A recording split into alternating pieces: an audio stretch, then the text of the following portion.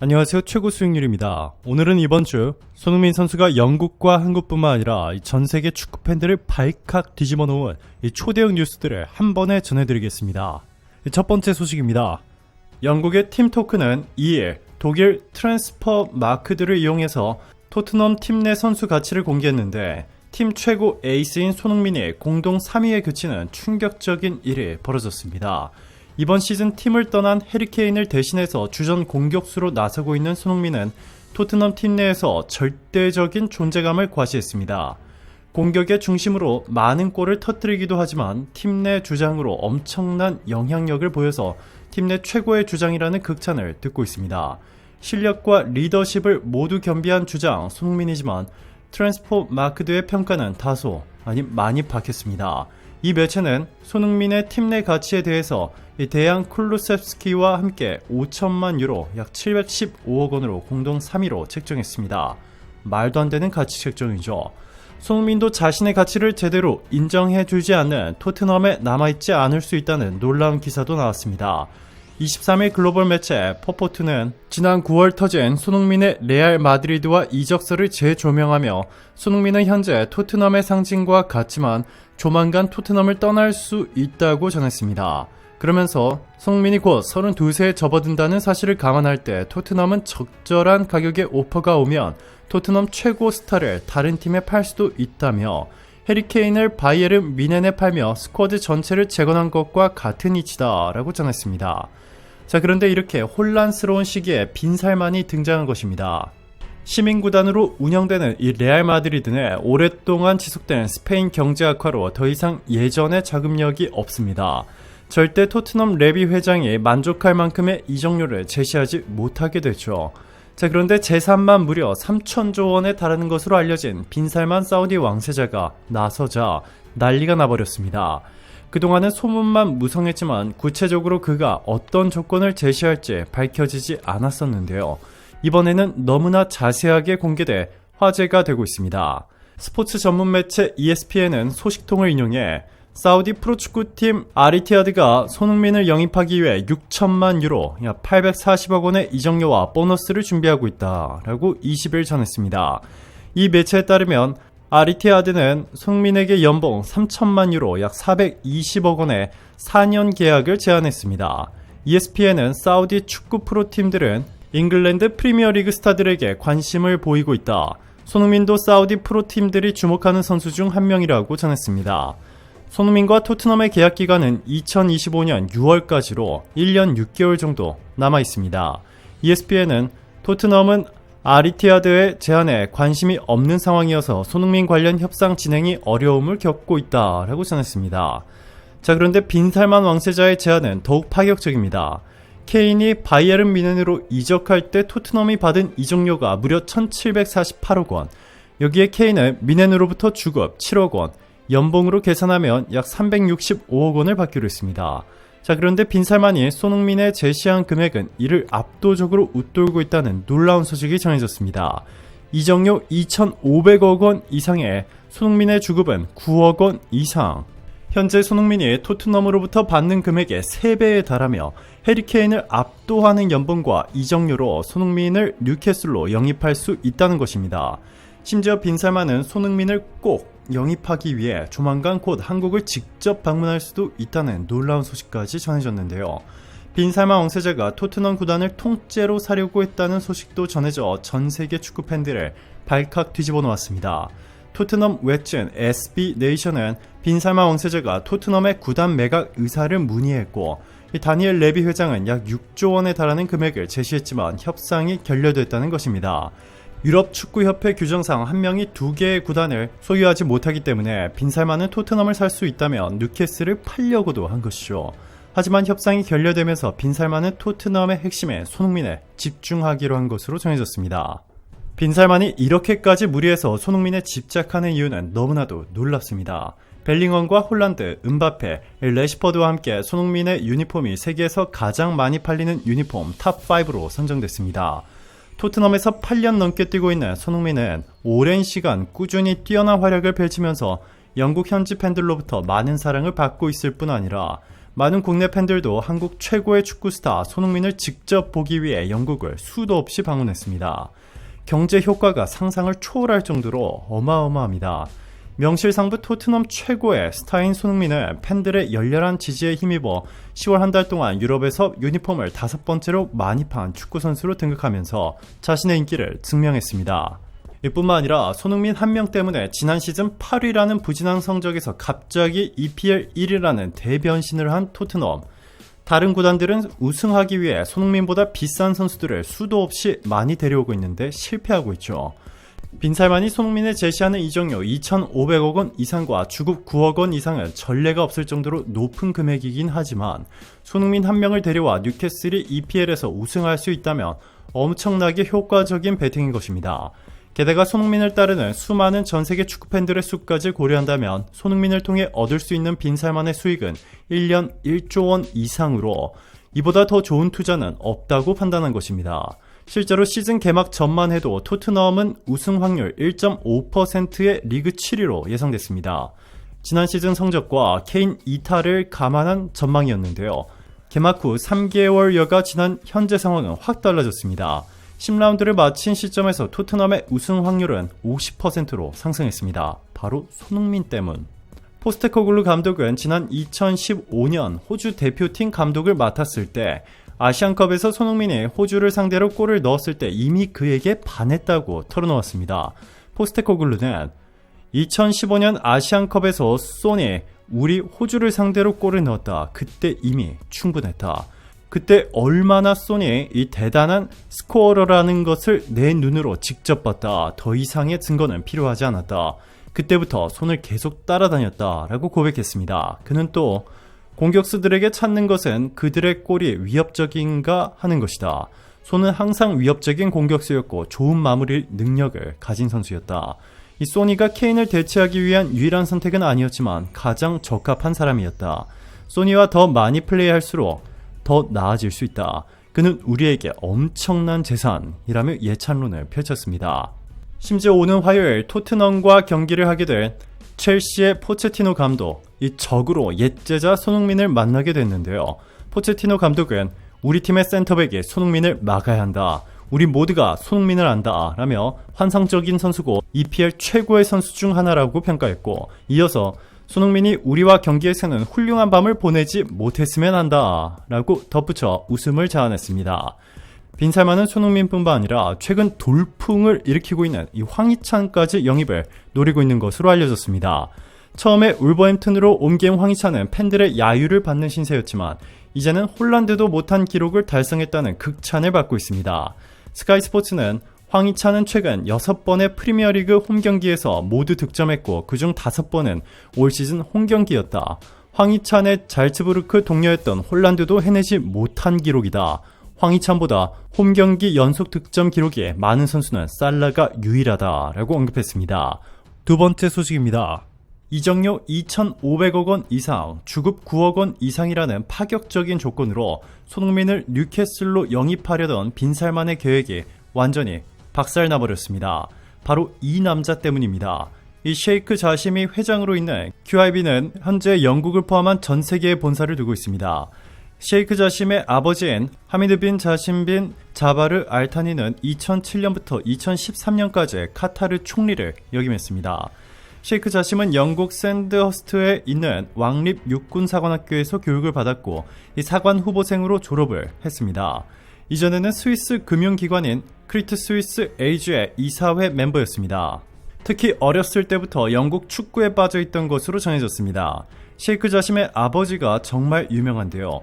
아버지인 하미드 빈 자심 빈 자바르 알타니는 런던의 가장 부유한 지역에 막대한 재산을 보유하고 있어 이 런던을 산 사나이라는 별명을 가지고 있습니다.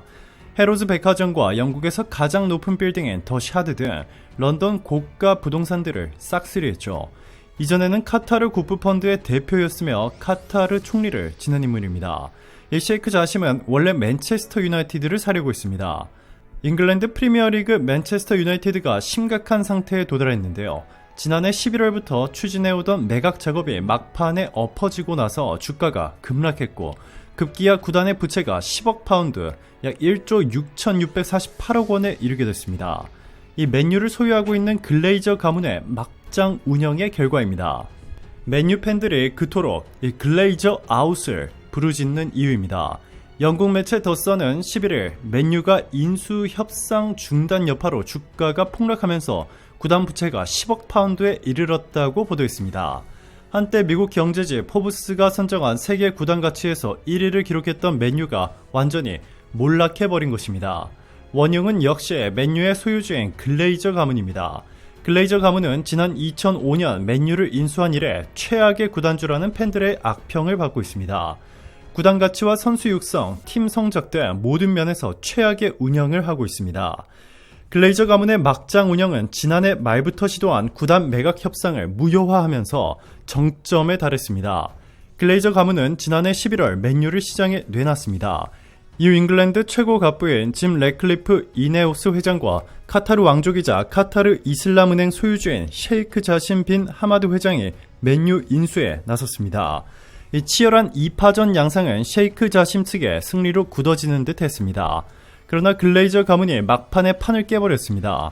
셰이크 자심 측이 50억 파운드 약 8조 3,150억 원의 지분 완전 인수를 제안했지만 글레이저 가문은 지분을 포기하지 않으려 시간을 끌었고 막판에는 인수 가격을 갑자기 100억 파운드 약 16조 6,364억 원으로 높여버렸습니다. 사실상 매각하지 않겠다는 뜻이나 마찬가지였습니다. 결과적으로 맨유 매각 작업은 중단됐습니다. 이 여파는 상상을 초월하고 있는데요. 매각 중단 소식에 주가가 급락하면서 한꺼번에 6억 파운드 약 1조 원이 빠졌습니다. 더 선에 따르면 지난 화요일에 맨유 주가는 무려 18.2%가 급락한 15.4파운드를 기록했습니다. 이는 지난 2012년 맨유가 뉴욕 증권거래소에 등장한 이래 최대 낙폭입니다. 결과적으로 맨유의 시가총액은 33억 파운드 5조 4,900억 원으로 추락했습니다. 이로 인해 맨유의 부채도 역대 최고액으로 늘어났습니다. 올해 3분기 맨유의 부채 규모는 10억 5천만 파운드, 약 1조 7,462억 원으로 집계됐습니다. 사상 처음으로 부채가 10억 파운드를 돌파한 것입니다. 맨유의 부채는 이게 전부가 아닙니다. 지난 여름 이적 시장에서 영입한 선수들의 이적료가 부채에 포함되지 않았습니다. 메이슨 마운트와 라스무스 헤일은, 안드레 오나나 등의 이적료 등을 모두 합치면 2억 7,980만 파운드, 약 4,662억 원이나 됩니다. 이 금액까지 더하면 부채 규모는 거의 11억 파운드에 달합니다.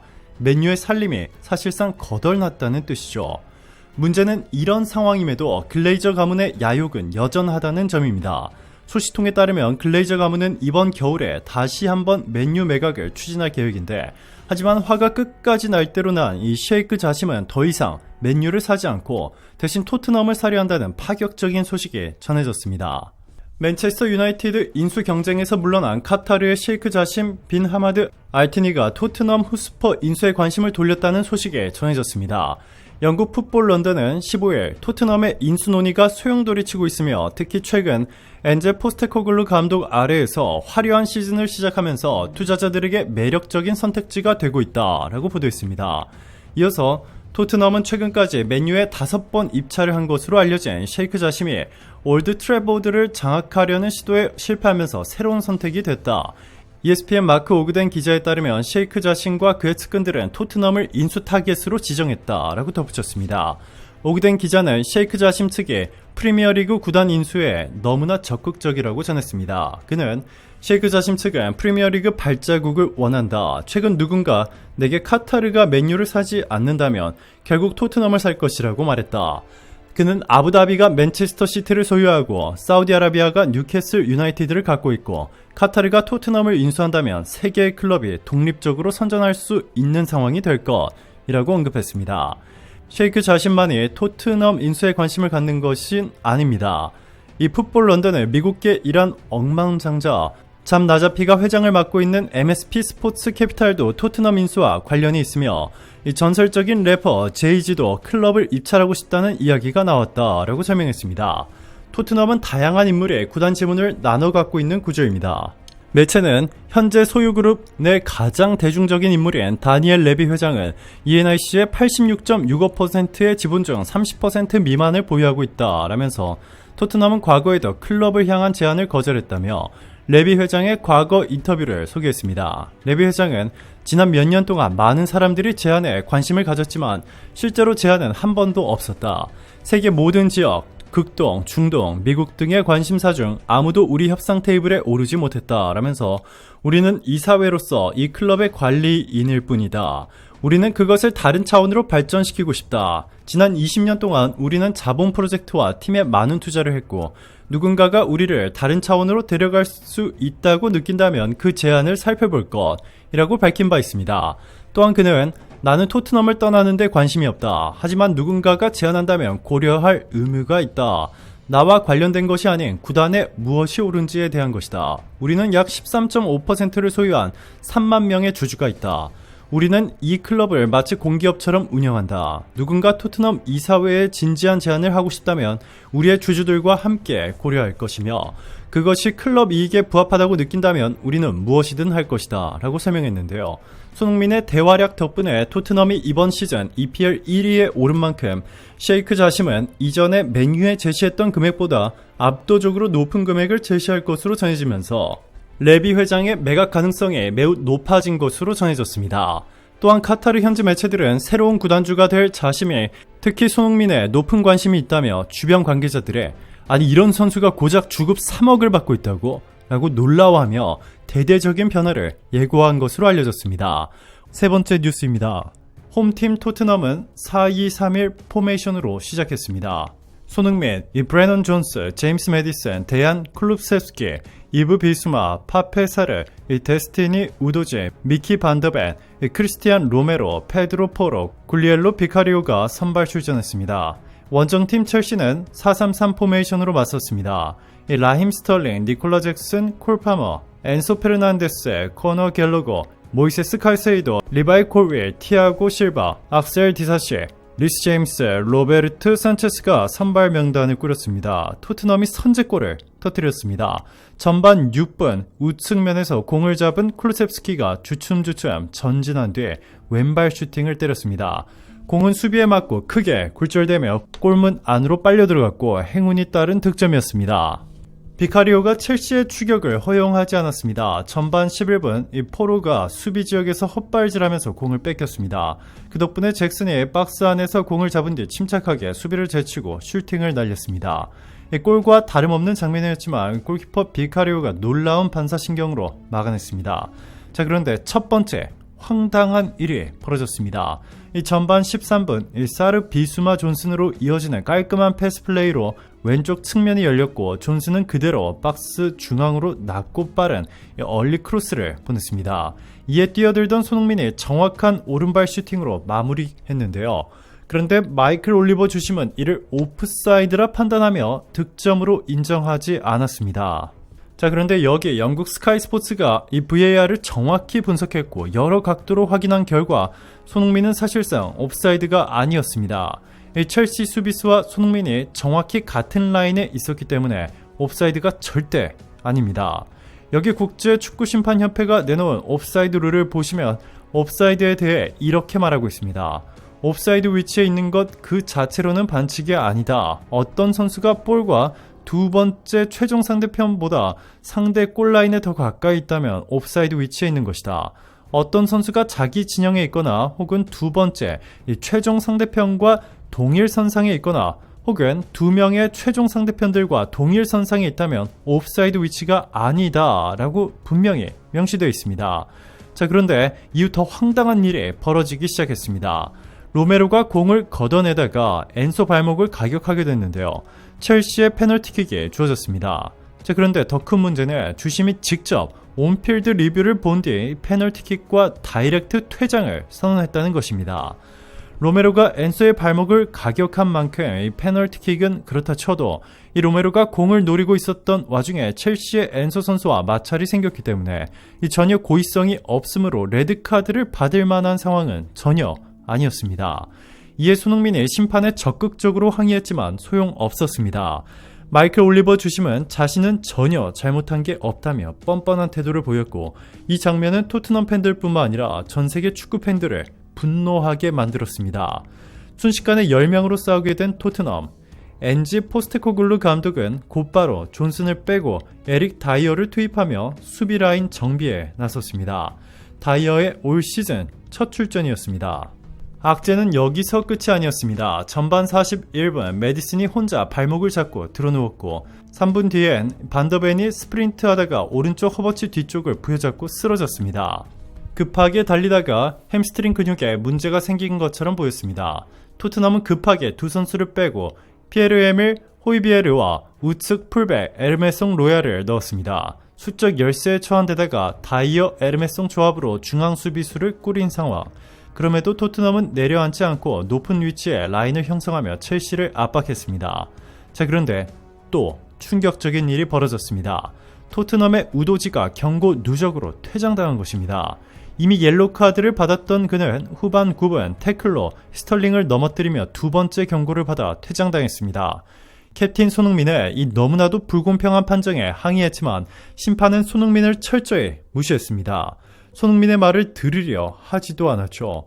이를 본 토트넘 팬들은 결국 폭발해버렸고 국제축구연맹 피파의 다이렉트로 항의 전화를 수도 없이 한 것으로 전해졌습니다. 이에 결국 피파는 해당 경기의 VAR을 철저히 분석했고 이 마이클 올리버 주심의 치명적인 잘못을 찾아냈습니다. 영국의 대표 매체 익스프레스도 공식적으로 문제를 보도하며 결과가 뒤집혀야 한다는 파격적인 보도를 냈습니다.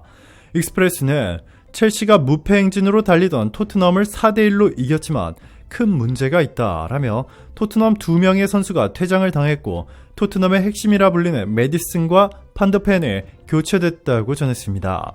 만약 퇴장을 당하지 않았다면 토트넘이 이겼을 것이라며 2명이나 퇴장을 준 심판의 판결도 의문이 제기되고 있다고 전했습니다. 이에 일각에서는 마이클 올리버 주심에 손흥민의 개인적인 감정이 있을 수 있다며 강력히 비판했습니다. 실제로 마이클 올리버 주심은 이전 경기에서도 손흥민의 말도 안 되는 옐로우 카드를 주며 강한 비판을 받은 적이 있습니다. 손흥민은 지난 11일 영국 런던의 웸블리 스타디움에서 열린 레스터 시티와의 2028-2019 시즌 잉글리시 프리미어리그 26라운드 경기에 선발 출전했는데 손흥민은 전반 15분 페널티 박스 안쪽에서 해리 맥과이어의 다리에 걸려 넘어졌지만 올리버 주심은 이를 할리우드 액션으로 판정, 경고를 줬습니다.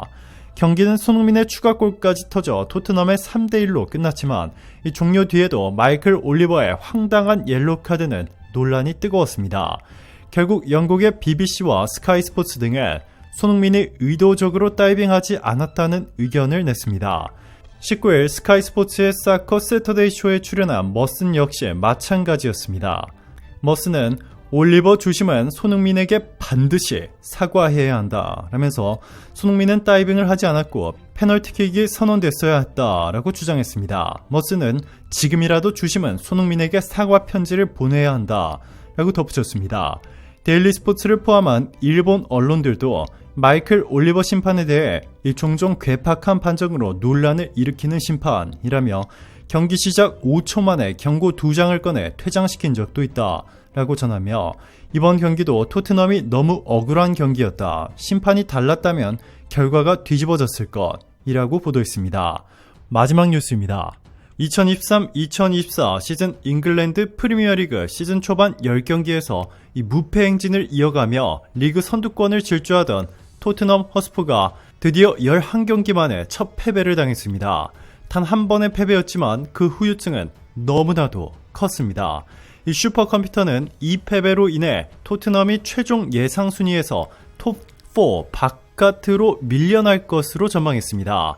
영국 매체 더선은 토트넘이 첼시에 패배한 뒤에 이 슈퍼컴퓨터가 리그 최종 순위를 다시 예측했다. 토트넘은 5위로 시즌을 마치게 된다고 분석했다라고 보도했습니다. 스포츠 전문 베팅 전문 슈퍼컴퓨터 베스의 예측 결과인데요. 결론적으로 토트넘은 맨시티, 아스널, 리버풀, 뉴캐슬에 이어 5위가 된다고 전망했습니다. 이유는 이 패배의 내용 때문이었습니다. 레드카드 2장과 경기 중에 나온 핵심 선수의 부상으로 인해 최대 4명의 주전 선수가 향후 여러 경기에 빠지게 된다는 변수가 발생했습니다. 일단 레드카드를 받은 로메로와 우도지는 각각 다음 3경기와 한 경기에 나오지 못하게 되고 또한 이번 시즌에 빼어난 수비력으로 후방을 지켜오던 센터백 미키 판더펜과 제임스 매디슨이 다쳤습니다. 이 판더펜은 전반 종료 직전 오른쪽 햄스트링에 극심한 통증을 호소하며 교체됐는데 근육 파열 가능성이 예견되는 상황입니다. 매디슨 또한 왼쪽 발목 부상을 입었는데요. 결국 토트넘은 시즌 첫 패와 함께 주전 선수 4명의 결장이라는 최악의 상황을 맞이한 셈입니다. 슈퍼컴퓨터는 이번 변수가 토트넘의 시즌 순위의 경쟁에 큰 영향을 미칠 것으로 보고 있습니다. 이렇게 잘못된 판정으로 억울하게 진 토트넘을 조롱하는 이들도 있었습니다. 클라텐버그 심판은 데일리메일에 기고한 칼럼에서 우도지가 경고 누적으로 퇴장을 당한 건 잘못된 판정이다.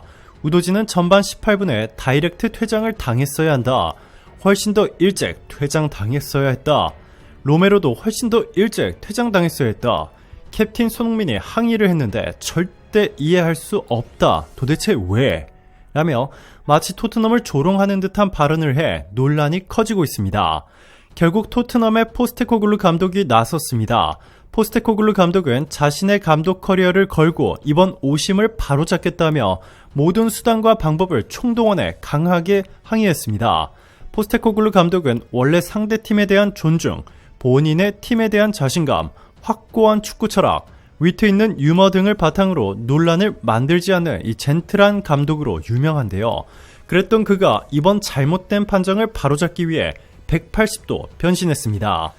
결국 손흥민의 골을 무효화시키고 토트넘 선수 2명이나 퇴장시킨 마이클 올리버 심판이 영국에서 쫓겨나 사우디로 갈 수 있다는 놀라운 소식이 전해졌습니다. 이에 사우디 프로리그도 마이클 올리버 심판이 사우디로 온다며 대대적으로 보도했고 사우디 현지에서도 논란이 매우 커지고 있습니다. 사우디 일부 매체에서는 영국에서 문제를 일으킨 심판들을 영국 심판협회가 사우디로 보내버리고 있다. 우리가 쓰레기통이 된 기분이다. 강하게 비판한 반면 또 다른 사우디 매체들은 영국에서 잘못된 판정으로 논란이 많은 심판이긴 하지만 사우디 심판들보다 여전히 경험도 많고 더 전문적이다 라고 전하며 이들을 사우디가 받아들여야 한다고 전했습니다. 자, 그런데 사우디는 마이클 올리버 심판에 엄청난 돈을 주고 영입하려 한다는 소식이 전해지면서 영국 축구 전문가들은 의문을 제기하고 있습니다. 너무나 수상하다. 사우디가 영입하는 심판들은 영국 프리미어리그 축구를 망치려는 듯 잘못된 오판을 쏟아내고 있다. 마치 사우디가 뒤에서 일부러 EPL 축구 경기를 망쳐버리라고 시키기라도 한 듯 이라며 수상함을 제기하고 있습니다. 이보다 더 수상한 것은 얼마 전까지 영국 프리미어리그 특급 심판이라 불리던 이 클래튼버그 심판도 갑자기 사우디로 이적한다는 충격적인 소식을 전했는데요. 영국 BBC 등 외신은 17일 오전 클래튼버그 심판이 사우디아라비아 프로축구 경기를 관장할 뿐 아니라 현지 심판들의 자질 향상을 위한 교육을 실시할 예정이라고 보도했습니다. 클래튼버그 심판은 이적이 성사되기 전 여러 차례 프리미어리그를 떠나고 싶다는 뜻을 밝혀왔었죠. 자, 이렇게 사우디로 이적한 클래튼버그 심판이 이번 토트넘과 첼시의 경기에 대해서도 충격적인 발표를 했는데요. 곧 사우디로 올 마이클 올리버 심판을 감싸기라도 하듯 이 손흥민의 골을 취소시킨 것은 올바른 일이었다. 일각에서는 옵사이드가 아니라고 말하고 있다. 이 VAR에서 보면 아니라고 말할 수도 있지만 경기장에서 주심이 옵사이드라고 판정하면 선수들은 그것을 따라야 한다. 그게 축구다. 라는 황당한 발언을 해 논란이 되고 있습니다. 독일 매체들도 손흥민의 편을 들며 마이클 올리버 주심을 강하게 비난했습니다. 독일 바바리안 풋볼은 손흥민의 골을 빼앗은 누가 봐도 잘못된 오심을 저지른 저 심판을 이 바이에른 뮌헨과 바르셀로나 경기에 배정하다니 매우 불쾌하다며 마이클 올리버 심판은 지난 시즌 리버풀과 에버튼의 경기에서 이 버질 반다이크를 향해 무모한 파울을 범한 이 조던 픽포드에 아무런 조치 없이 넘어간 심판이다. 정말 나쁜 심판이기 때문에 우리는 걱정할 수밖에 없다. 또한 그는 너무나 꾸준하게 수준 이하이며 종종 카드를 줘야 하는 상황을 놓치곤 한다 라며 대놓고 강하게 비판했습니다. 그러면서 바바리안 풋볼은 그를 꼭 배정해야겠다면 이 파리 생제르맹 PSG 경기에 배정하길 바란다. 이 PSG에게 마이클 올리버를 경험할 기회를 주는 것은 어떠한가? 우리는 이 정도 규모의 경기를 주관할 수 있는 훌륭한 심판이 많다고 생각한다. 라고 덧붙이며 불편한 신기를 드러냈습니다. 이렇게 유럽 주요 국가들에서 마이클 올리버 주심을 거부하기 시작하면서 올리버 주심은 영국을 떠나 사우디행을 결심하게 된 것처럼 보이는데요. 자, 그런데 이렇게 손흥민의 잘못된 판정을 했다가 영국 프리미어리그에서 쫓겨난 심판은 이번 첼시전 주심 마이클 올리버뿐만이 아닙니다. 앤서니 테일러 심판은 유독 한국인 선수들에만 이상한 판정으로 엄청난 욕을 먹고 있는데요. 테일러 심판은 손흥민이 발을 조금 높이 들여올렸다는 이유 하나로 레드카드를 꺼내들며 전세계 축구 팬들의 분노를 샀었죠.